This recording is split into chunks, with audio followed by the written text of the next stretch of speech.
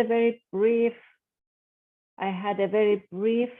description of Jeff's background in the world of pharmacy, but I would like to do a little introduction, and then Jeff, I leave it up to you to take it on.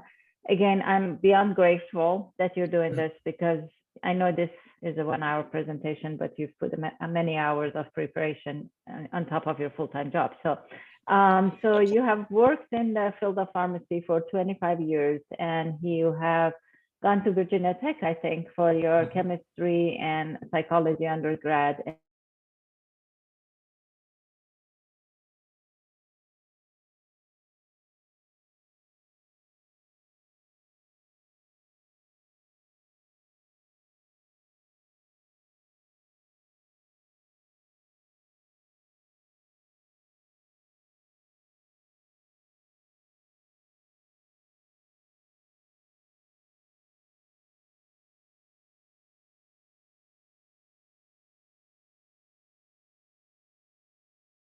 Get this globally, and then also, more specific to certain cases as well. So take it on, please. Excellent. Hi, all. Thank you so much for giving me the opportunity to talk with you today. As you said, I'm pharmacist at Vienna Drug Center, and one of my passions is CBD. There's just not a lot being taught out there to physicians and to pharmacy students and nurses. So I've learned a lot of this on my own, just so that I can be safe with the patients that I talk to about it, because I want to make sure that I'm informed before I start telling people that, hey, this is something I might recommend for you. So I'm going to start off here with, see if I can, there we go, with my agenda here.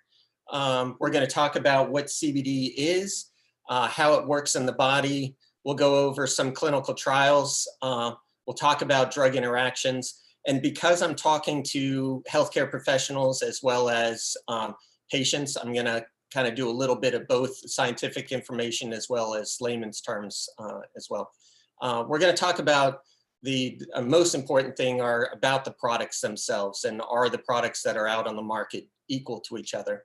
Then I'm going to show you a video that was made by Ananda Professional, which is the brand that we carry at our store, and then we'll open it up to questions.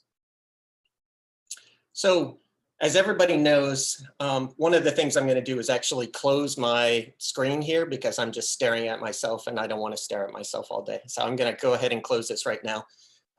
But one of the things that we see is we could see CBD absolutely everywhere. People are putting it in beer and coffee and chocolate. All these things, you could buy it at a grocery store, you could buy it at a convenience store, at the gas station. So it's important to know what it is that we're actually getting. So we'll start off by saying, what is CBD? So when I say the word cannabis, most people think of the word marijuana with that, but cannabis is actually both hemp and marijuana.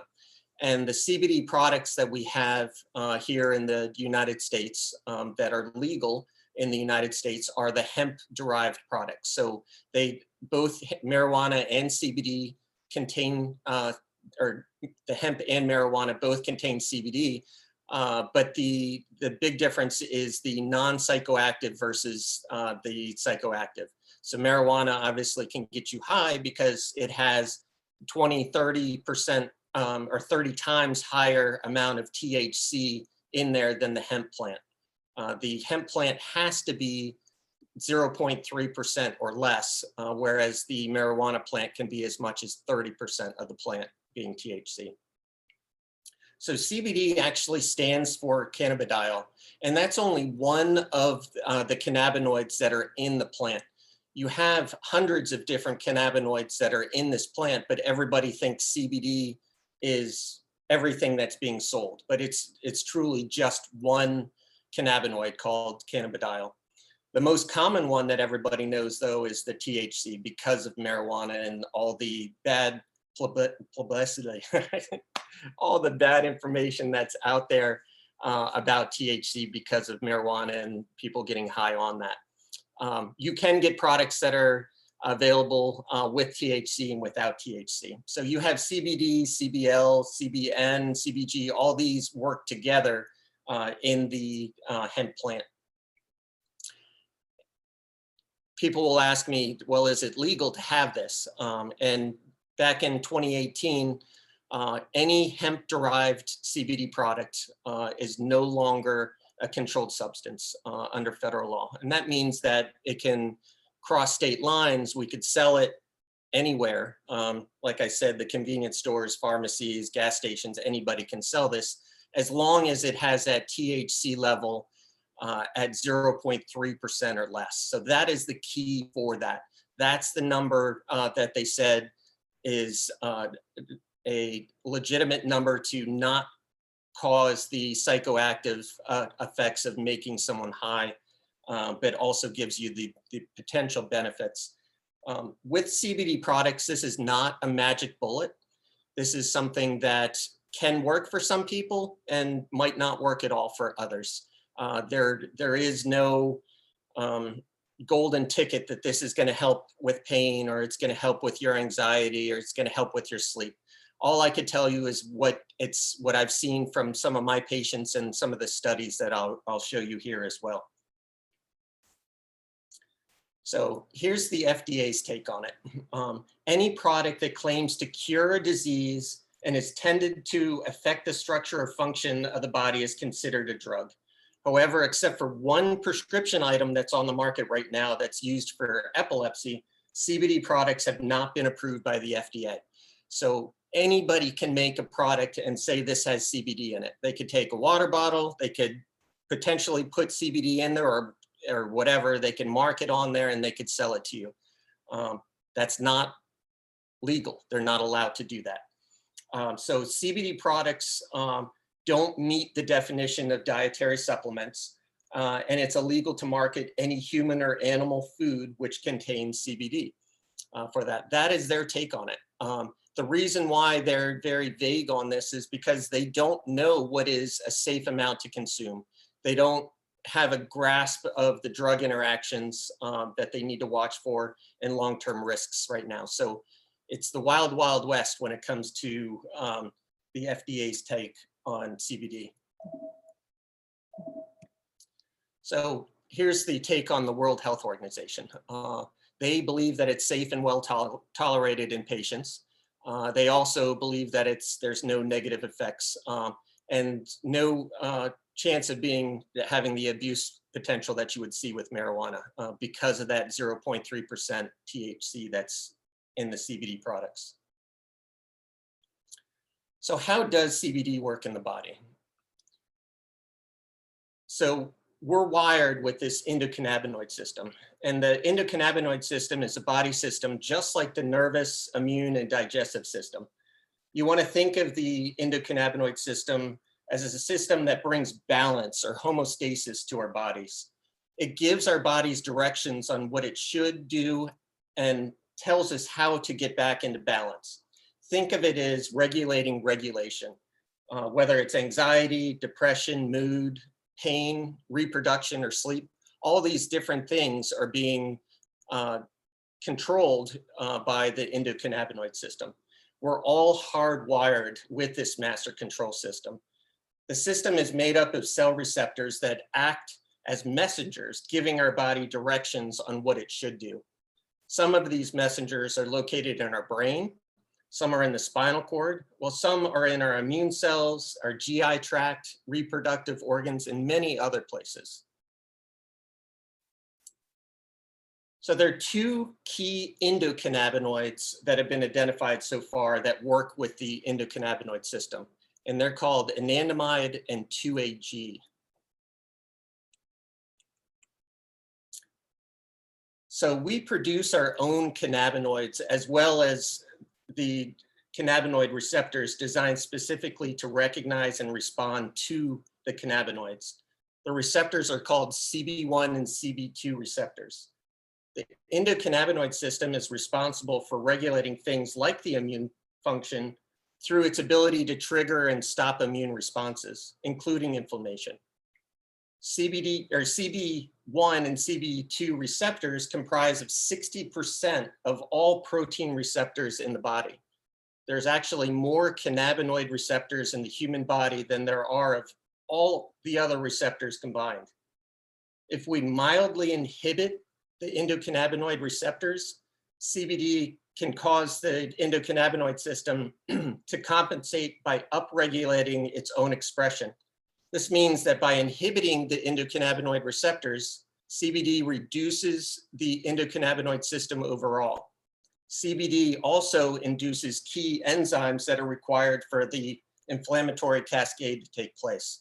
So for patients, this is going to be a lot of information over your head, but we'll try to bring it down to layman's terms here. So let's talk about that in the inflammatory cascade. Anandamide, one of those endocannabinoids, has a very short half-life and is broken down by FAAH.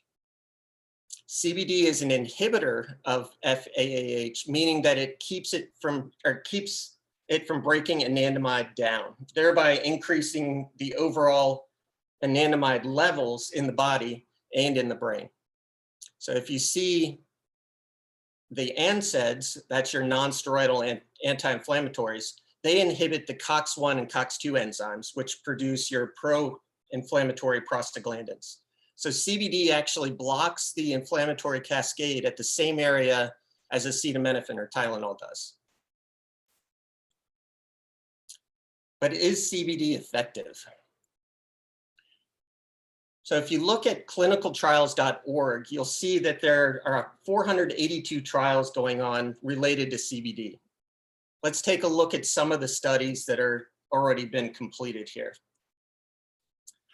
So fibromyalgia is a disorder characterized by widespread muscle pain accompanied by fatigue, sleep, memory, and mood issues.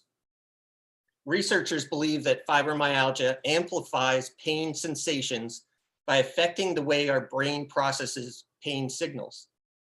So as you see here, if you have a decreased CB1 receptors that you see in the fibromyalgia patients, the function of the CB1 receptor is to increase the threshold of when sensation actually becomes pain.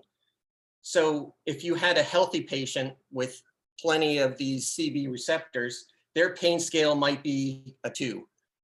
Whereas with a fibromyalgia patient with that same amount of pain, their pain scale might be a 6 or 7.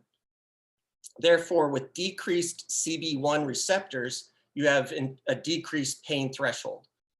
But with upregulation of these receptors, you get an increase in that pain threshold. So CBD inhibits that CB1 receptor, therefore upregulating and inducing that CB1 receptor. This in turn increases that pain threshold. So basically what it is that CBD is helping to keep that receptor firing so that when that CB1 receptor is firing, it's going to bring that person that might be that pain level of a 6 or 7, might bring them back down to say a 3 or 4.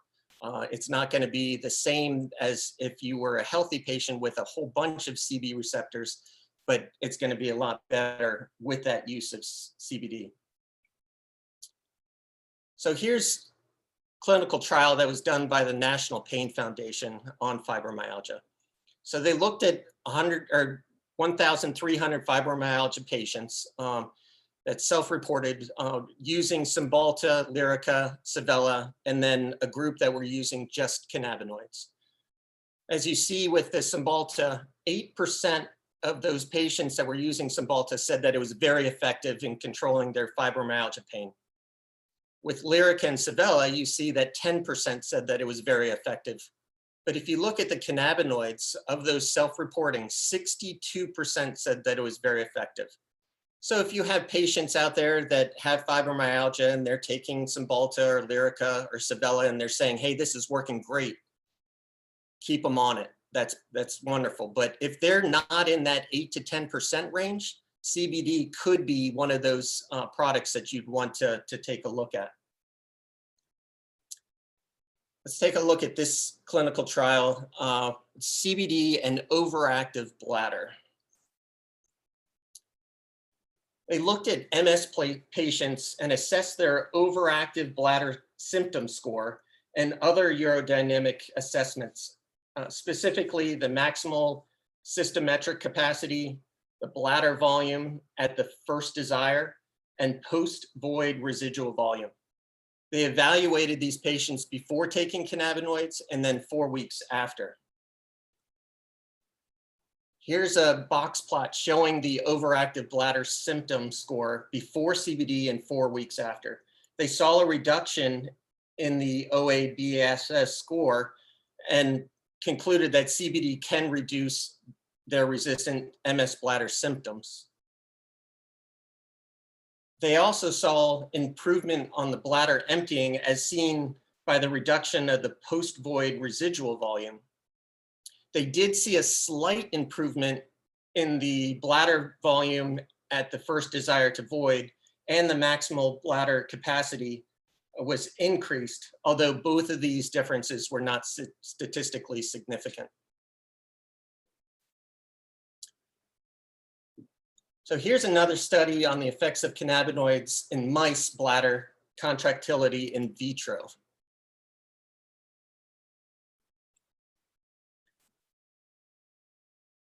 So what they saw as statistical significance in was a decrease in the bladder contractility.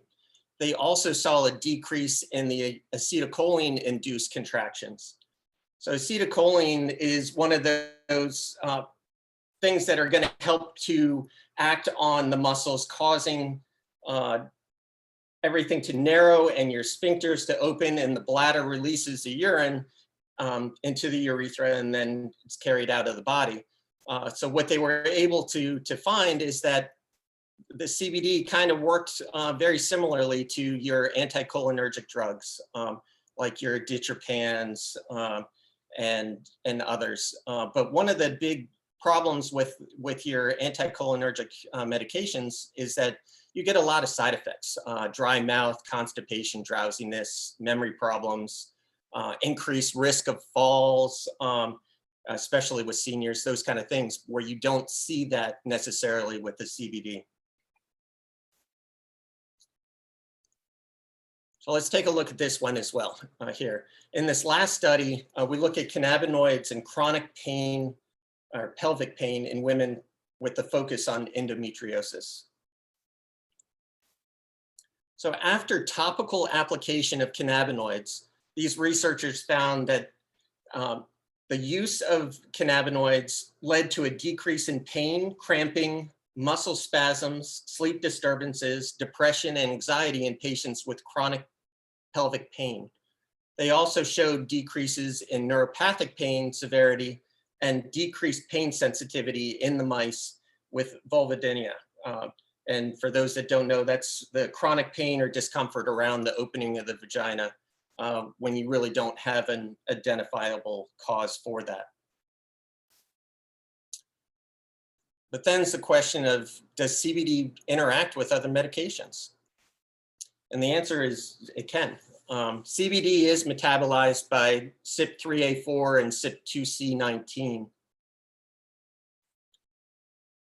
So in this table, you see commonly used medications that are metabolized by the cytochrome P3A4. And in this list, we have medications that are metabolized by cytochrome 2C19. So drugs that inhibit CYP2C19 activity, as seen in table 2 here, are likely to increase the plasma concentrations of medications listed with an asterisk in table 1. And in some cases, adverse outcomes could occur with that. Some drugs induce CYP2C9, which you see in table 3, and they may reduce the efficacy of those medications in table 1. So in layman's terms, what are we talking about here? What we're talking about, what I like to do is an analogy of a toll booth. Think of CBD as that toll booth on the Dulles Toll Road. Your cars are coming up to the toll booth and you might have that easy pass, or you might only have cash. What CBD is doing is it's taking some of the medications, those with that easy pass, and they're allowing you to go through that toll booth really quickly. So those medications are leaving the body quicker than they normally would. Whereas CBD is acting on other medications that are cash only, in the cash only lane, and they're blocking them from leaving the body. So that medication is staying in the body longer, so it could increase your side effects because your blood levels of these medications might be a little higher than normal. I hope that makes a little bit more sense with it. So let's take a look at an example here. So we have a patient here that's been having seizures. They're being treated with a drug called triliptal to control those seizures.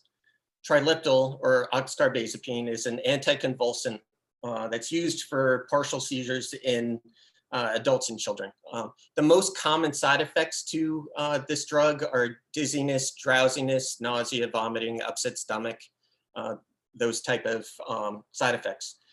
So this patient's seizures were under control with the triliptal, but they were suffering from anxiety and migraines.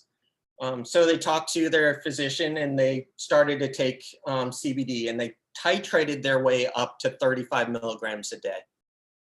This helped to reduce their anxiety and migraines, but they noticed that they were having that increase in the side effects of the drowsiness and nausea, vomiting, upset stomach. So they followed up with their consultation with their pharmacist. And they noted that there was a drug interaction. So this drug is one of those that's the cash only lane that's backing up in the system in your body. So you're having higher levels of the triliptal in the body because CBD is there, and it's giving you these side effects. What they then were able to agree on is decreasing the amount of the dose of the triliptal. And what they were able to find is that they had the same level of reduction of seizures, but were able to reduce the anxiety and migraines without having those side effects. So let's talk about side effects. Are there side effects with CBD? Yes, there can be at high doses. But the question is, what is a high dose with this? So side effects could be the lightheadedness, diarrhea, changes in appetite, dry mouth, transient hypotension, so a drop in your blood pressure, excessive sleepiness, and then affecting the liver. But as you see here, what they have seen in studies are doses of 3,000 milligrams for this patient. And of course, I can't see the bottom of it, of how much that patient weighs, but as you guys can see that there. But 3,000, a typical patient that I see at our pharmacy takes somewhere around 25 milligrams 1 to 3 times a day. So we're talking about a dose that's 40 times higher than what the average person takes on this. So the chances of having side effects to CBD are pretty minimal with that. Most people don't have anything at all with it. So with all that being said, how should you take CBD? And I just wanted to put this warning out here that what I'm telling you today is just an informational guide. It should not be considered medical advice and taken as the word of God here. This is all information because everybody is different when it comes to taking CBD. So to answer that question, it's tricky coming up with a dose for each person. The FDA has no recommended daily allowance or universal dose for CBD. Most, as I said, medical and pharmacy schools don't cover CBD or cannabinoid therapy in their pharmacology courses, so they don't know how to dose CBD. And there are variables such as weight, metabolism, genetics, product consistency, and we're going to focus on that product consistency, and many other that make universal prescribing pretty much impossible at this time. So my motto is start low and go slow. As you see in the bottom right here, we have your response to CBD and then the dose. And as you see, the more you actually take CBD, the less effective it is. So that is why I say start low and go slow. So I'll start a patient on a small amount, and every 3 to 5 days, I'll have them increase their dose. And I want them to keep track of how they're feeling, whether it's the anxiety, the pain, whatever it is that they're taking CBD for. I want to see that, say they're doing it for sleep, and they're sleeping 4 hours a day. I want to see them start to track that they're now sleeping 5 hours, 6 hours, 7 hours, 8 hours, 7 hours, 6 hours. Okay, well, we've gone past that optimal dose, and you want to back it back up to the dose that gave them that highest hours of sleep. So keeping a journal is optimal. Write down what your pain levels were before you started taking CBD, and chart your pain throughout the day. Is your pain level low in the morning, but then higher in the afternoon? Well, your metabolism might be higher than some other people, and you might need to dose yourself twice a day. You want to figure out how the dose is actually working for you, not based off of weight or gender or anything like that. It's just specific for you how it's going to work, so that you can go back and look at your curve and be able to say, hey, this is going to be my optimal dose, whether it's once a day, twice a day, some people taking it 3 times a day. So who shouldn't take CBD? So people that have, and they're in a psychotic episode. So people that are not in touch with reality, delusional, hallucinations, those kind of things. I want to make sure that they're stable before they start taking anything like this. Severe cardiovascular disease. So they had a recent heart attack or stroke, stay away from CBD. If this is something that happened 20 years ago, I think you'd be okay, but you want to talk to your pharmacist, you want to talk to your physician. I put down liver and kidney disease because they have seen with high levels of CBD that this can affect your liver enzymes and your kidney function. But again, high levels, what is a high level for you? So if you have liver disease or kidney disease, definitely talk with your provider before you start taking CBD. So the all important products that we have here. So I talked about in the dosing, the phrase product consistency. So let's talk about that for a little while. What I have here is a graph of what's called full spectrum CBD, where you have not just that CBD, that isolate, you have CBG, CBN, THC, the entire plant working together here. That's called full spectrum. You have some products that are out there that are called broad spectrum, that have most of the plant, but usually don't have the THC and maybe some of the other parts of the plant. And then you have the isolate, which is just the CBD all by itself, and no other product that's in there. So if we look at this dose response curve, and this isn't exactly accurate because everybody's going to be a little different when it comes to how they dose for it, but you will see a much higher level of response when you take a full spectrum product than you would taking a broad spectrum. And then the isolate, you could continue taking an isolate till the cows come home, and you're never going to get the same response that you would for a broad spectrum or full spectrum product. So again, are all the products out there equal? So we talked about isolate, broad spectrum, full spectrum. Now we need to bring in the packaging of this. Like I said, the FDA is not regulating this. So anybody, you and I, can go get a bottle of water, take the wrapper off and say, this is CBD water, and sell it. It's not legal to do, but people can do that. So the FDA took a look in 2016 and said that 91% of the products that are out there were not matching what was in the bottle and what was on the label. 2017, the Journal of American Medical Association followed up and said 70% of the products out there didn't match what was on the label. So it's getting better, but it's still the majority of the products that are out there that are not labeled correctly. So because CBD can be purchased anywhere, online, grocery store, gas station, your pharmacies, you want to know how to figure out, is this a safe product to take? It's your responsibility to know what you're giving to your patients, just like I educated myself before I started selling these products, as well as what you want to put into your own body. Oops. Okay. This is where a certificate of analysis comes in. If you find a company that sells CBD and you ask them for their certificate of analysis and they say, what are you talking about? Run. Just run as fast as you can away from that product.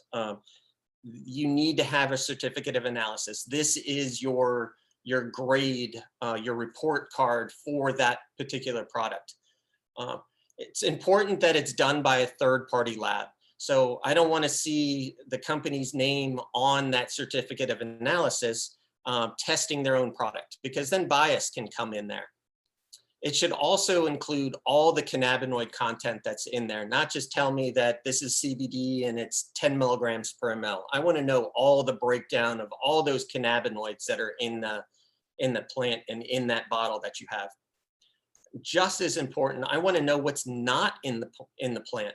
This is a plant. This is a CBD comes from your hemp plant. So over in China, they're actually using hemp plants as a sponge to kind of clean up the environment, to get pesticides and heavy metals out of the soil. What are they doing with those hemp plants? Are they throwing them out? Are they burning them? Or are they putting them into products and then selling them? We don't know. So we need to know what's not in the product just as much as we need to know what's in there. And then just as important, lot specific. If you have a certificate of analysis that was done, at the beginning when the company opened up and they said, hey, this is what's in all of our products, that's not true. Because this is a plant, we're planting those plants year after year and things change. Our soil changes, our environment changes. I want to know what's in my particular bottle, not just what was in there maybe 5 years ago. So let's take a look at one here. So this is a full spectrum CBD product, has the lot number on there. So I know it's lot specific. And if I had the bottle in front of me, I'd be able to see that that lot number matches what is in my particular bottle. It shows all the different ingredients in there, from the hemp seed oil, MCT oil, which is medium chain triglyceride oil, as well as your hemp extract, and then terpenes. Terpenes are if you've ever smelled a rose, you're smelling the terpenes from that. So they can be very important as well to have in that full spectrum plant to give you what's called an entourage effect, to give you that best effect that you can get from that CBD product. So here we have a product called Ananda Professional. It's a bottle that's written as 300. You'll see bottles out there that might say 300, 600, 1,000, 1,700, 1,800. What that means is all the cannabinoids, the total amount that's in that bottle. So this is a 330, which means that it's a 10 milligrams per ml. But I want to make sure that that is actually 10 milligrams per ml. And I want to make sure that this is legal. Is that THC amount in there 0.3% or less? So this is hard to read, so I'm going to blow this up here for you. So this is our breakdown of all the cannabinoids that are in there. And if we add up all the THC, it's 0.2. So we know it's under that legal limit of 0.3. So it's perfectly safe. It's not going to make me high. I'm going to be able to drive and go to work and function normally with the amount of THC that's in here. Also, if we add up all the cannabinoids in here, it shows the total amount of 10.3. So the bottle said 10 milligrams per ml. This is 10.3 milligrams per ml. So pretty spot on with exactly what is labeled on that bottle. So I like this so far. Again, we also have different labs, and it's not being done by Ananda itself. So again, that's checking off that mark of it's a third party that's doing these labs. I circled here the terpenes that I was talking about, that aroma. One of the terpenes in here is called beta-caryophyllene. And what they found with this terpene is that it also has anti-inflammatory properties in there. So it's nice to see also the other benefits from the plant in there, as well as the cannabinoids. Then we want to look at all the other things that could be in there, solvents, chemicals. I want to know that they're testing for everything that could be possibly in this plant to make sure that this is safe for me to give to myself, to my patients, to my daughter. I want to make sure everything is safe in here. How many times have we heard on the news that something's been recalled because of salmonella or E. coli? Companies have been shut down because of this. Their salad has salmonella and then people stop going to that restaurant. I want to know, does this have it? It, again, is a plant. I want to know, am I going to be safe taking this particular product? So they're testing for yeast and mold, which could be very important for your patients that are Lyme patients. You need to keep those levels down. The E. coli, salmonella, all these things I want to make sure are going to be completely safe. So this product is one that I would take, and this is a product that I would feel fine giving to my daughter and my wife and anybody else that asks. Okay, so here's a different company here. They have a batch number, so it's lot specific. They show all the different cannabinoids, and that's wonderful that they have on there. They also are testing for all the heavy metals and pesticides, all these wonderful things that they're doing. But you need to really look at what you're looking at here. So it says 50 milligrams per ml in this 30 ml bottle. But if you look at all the cannabinoids that are in this particular product, it adds up to 107.2 milligrams per ml. So that's not 50 milligrams per ml. So they did everything that they're supposed to do. They checked off all the boxes that I had for that certificate of analysis. But if you're going to take this product and then you buy the same product, you know, a month or two later, instead of being 107, it could be down to 50. It could be 60. What this company actually does is they guarantee a minimum. It's going to be a minimum of 50 milligrams per ml. So it's hard to be able to go apple to apple with some of the products if you don't look at the certificate of analysis.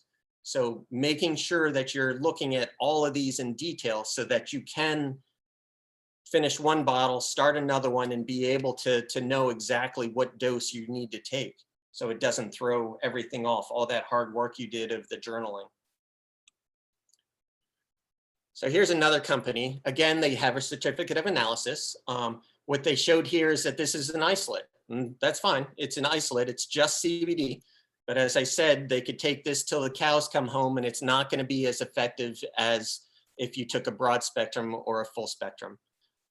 It's also labeled on the bottle 500 milligrams and 30 mLs, which is 16.66 milligrams per ml. But they stated right in their certificate of analysis that the only product is CBD. And if you go straight across from CBD, it says 2.51 milligrams per ml. So the bottle is listed at 500 milligrams and 30, but it's really only 75.3 milligrams in that 30. So this is mislabeled. Again, one of those things that it's an isolate and probably not going to do as much for you. If you brought this product home to your family, they'd be like, this isn't doing anything for me. And there are a couple reasons. One, it's an isolate, and two, it's mislabeled there. So the all-important question, would I fail a drug test? And the answer is, yeah, you can. It's unlikely, but it's possible. So with all those things that we talked about, metabolism, your environment, your weight, all these different things go into affect that 0.3%. If your metabolism is super slow and you're taking this product 3 times a day, well, that 0.3% is building up in your body and then could trigger a positive test. And it's truly a positive test, whether it's marijuana or it's a hemp-derived plant. THC is THC. So you need to be careful if you work for the government, if you have a place that does a random drug testing. These tests can give you a positive if you take too much of this product. You do have broad spectrum or isolate products that are THC products. So these products have 0 THC in there. So there's no chance of getting a true positive test for this, but it may trigger a false positive with a urine screening test. And what you see here is kind of the chemical structure of the different cannabinoids that are in the hemp plant. And as you see, they're structurally very similar. You don't need to have a chemistry degree to be able to say, hey, these are pretty darn close. So if you have a pretty cheap urine test that you're using, it's possible that the THC could look like CBD. It could look like CBN.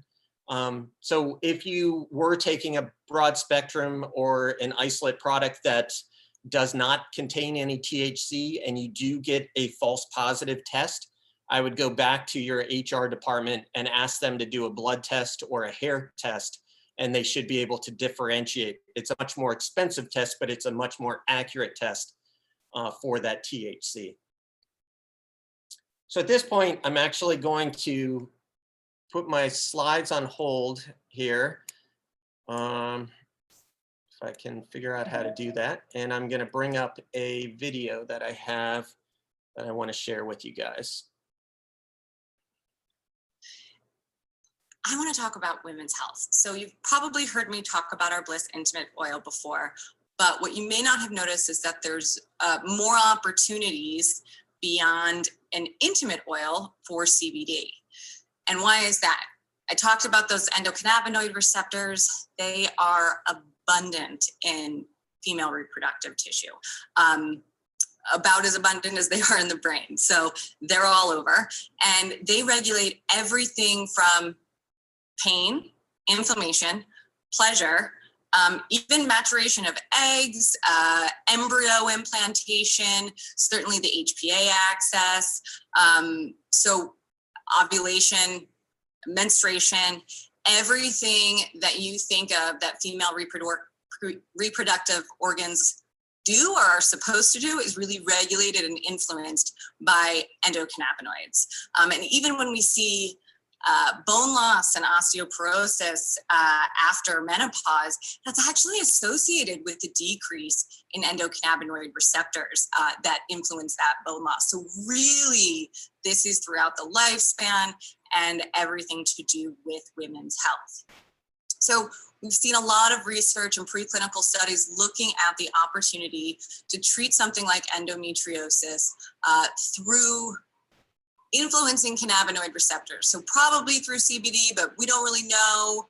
That's what they were telling us before in the research, but we are finally going down the path of identifying that. So we launched a study this year, and I'm actually going to share for the first time with you guys some very, very early results. So this is a placebo-controlled study, and it's actually using human organoids, so these avatars. It's not cells in a petri dish, as you would think of, but it's actually that they culture part of an organ, for example, the endometrium, from a human, and then they actually grow that organ as if it was, living and breathing and thriving outside of the body. And then they're able to treat it and see how that organ within the human body would actually respond. So this isn't just one type of cell. You've got your blood vessels, you've got your nerves, you've got everything just as it would be in the human body. So this is really cutting edge research design. And that's important for something like endometriosis because we can talk about pain, but pain's subjective, right? It's definitely real, but it's subjective and therefore not so easy to measure. And pain is a symptom of something like endometriosis. It's not the cause, right? It's the result. The causes are these lesions that grow outside of the uterus, outside where they're supposed to be. And we really don't have a good cure. We have some treatments and they're not great, and some of them have really terrible side effects. And we can't really tell if they're working because the only way to check is for certain is through surgery. So we're not going to do laparoscopies over and over on people because it's just not possible. So, it's really about, are you feeling better? There's some imaging, but it doesn't always capture things. So these organoids are a great way to actually test something and see what's really going to happen in the human body. And that is occurring right now through the University of Newcastle in Australia with Dr. Pradeep Tanvir. And he gave me permission to share with you all some very early results. And I love this because you can actually see what's going on. So if you look at that media control, that upper left-hand corner, those cells that we see, those are endometriosis lesions, right? And that's the control, that's where they were. And then basically the DMSO, that's the substance without our active in it. So they're still there, they're still thriving. And then he was like, okay, let me try these different concentrations and see if anything actually happens to the lesions. So no, we're not just looking at nerve pain involvement. We're not just looking at, inflammation. We're looking at the actual disease itself. And they started with 250 micrograms per ml, and it killed them, as you can just see with your eyes. And they went down and down, and they went down at this point to 50 micrograms per ml, and it killed the lesions. He was very enthusiastic and excited about it, as am I.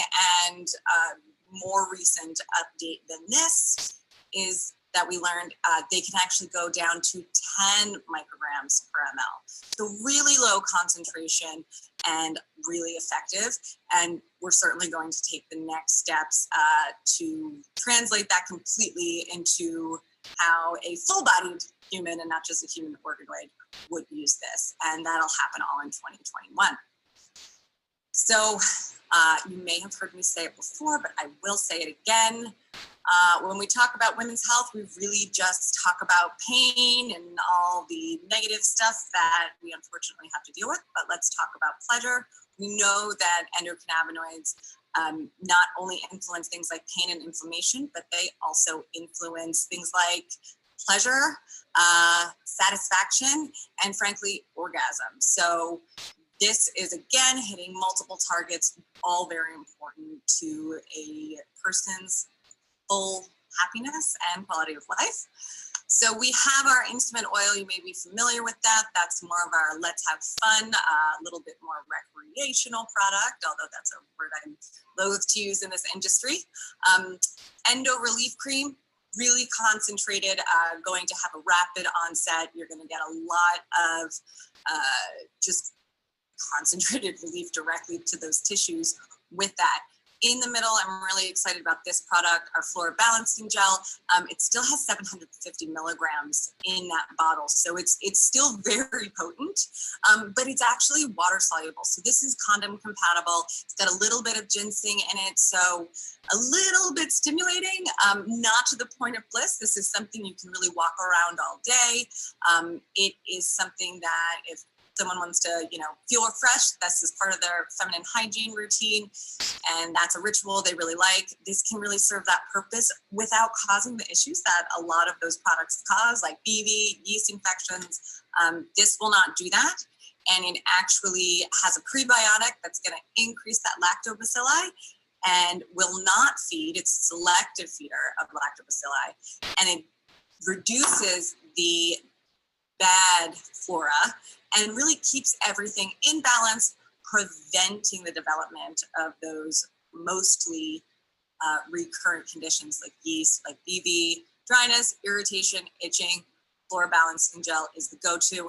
Endo Relief Cream, that's going to be when you feel like you can't get out of bed and the pain is pretty bad. And the intimate oil, I think we all know what that is for. That is when you maybe can't get out of bed for a different reason. Okay. I hope that helped a little bit with, oops, and of course I went and hit the wrong button. There we go.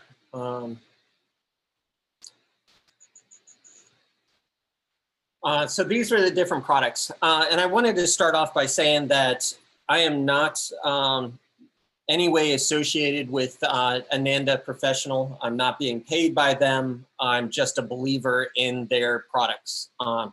I've done my research on the different products that are out there on the market, and there are some products that are very good that are out there because they have those certificates of analysis. But this was the first company that I came across that were able to check every box several years ago. So they were the leader in my mind of CBD products, and I've stuck with them ever since. But I am in no way being paid or anything by them for this.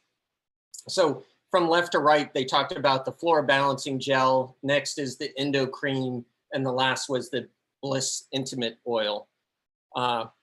And as she talked about, I won't go into all the details with this, but this particular product has 750 milligrams of cannabinoid. And like I said, that's that big number.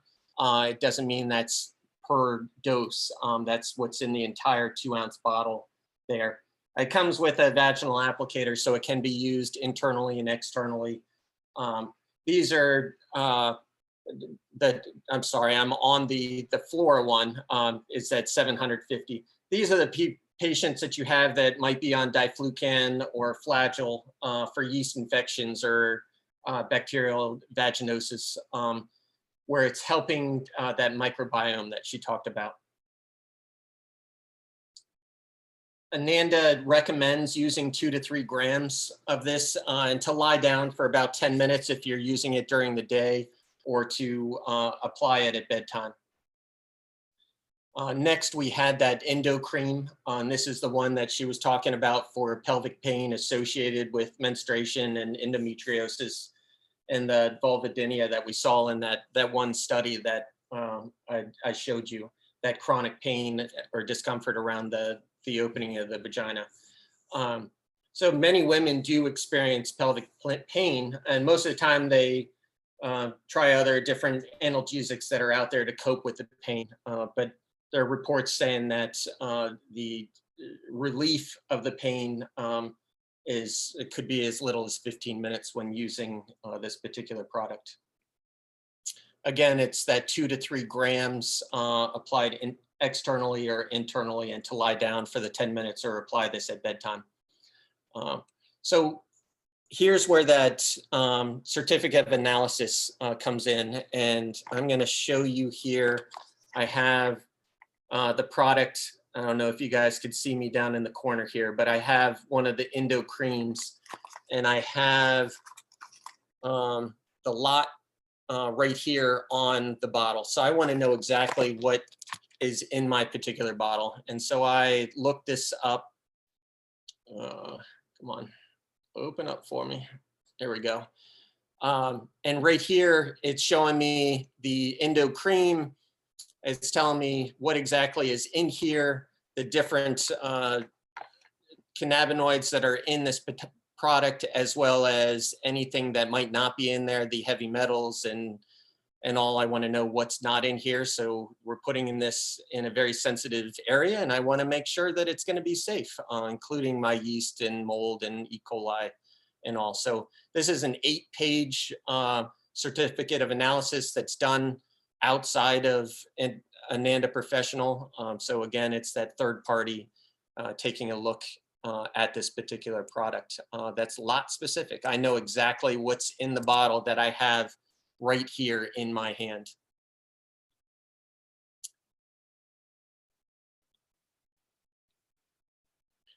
Ananda Professional also has oral oils. They have creams and lotions for pain. They also have capsules for people that don't like the taste of the oral oils. And they also have gummies and other products as well for it. But again, I'm not someone here that works for Ananda. It's just a product that I approve and trust.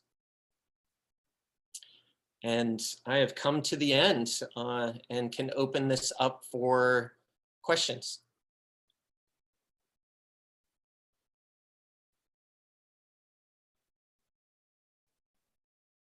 May I just thank you? This was so amazing. I feel like I need to go rewatch it, and whoever needs it, I'm going to record it and put it on my website so people can reach out to it. I'm so grateful. This is, yeah, just great. So